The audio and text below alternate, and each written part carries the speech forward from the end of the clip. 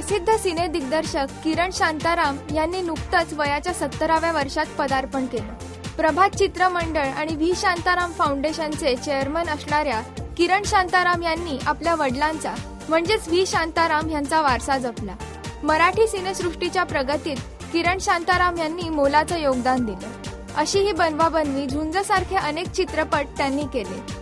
त्यांच्या वाढदिवसाच्या निमित्ताने आयोजित करण्यात आलेल्या कार्यक्रमात उपस्थित असलेल्या जगबार पटेल आणि श्याम बेनेगल सारख्या मंडळींनी त्यांचं कौतुक केलं. अशा या मातब्बर व्यक्तिमत्वाला पुढील वाटचालीकरता राष्ट्रीय मराठीतर्फे शुभेच्छा.